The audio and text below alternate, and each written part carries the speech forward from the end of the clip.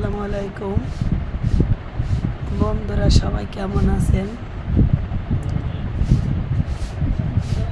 আমি এই ভিডিওতে আলোচনা করব প্রবাসী ভাই ও বোনেদেরকে নিয়ে। প্রবাসী যে ভাই ও বোনেরা আছে তারা সবাই এখানে অনেক কষ্ট করে দিন কাটাচ্ছে। তার ফ্যামিলিকে রেখে বুকে পাথর বেঁধে সেখানে কাজ করতেছে।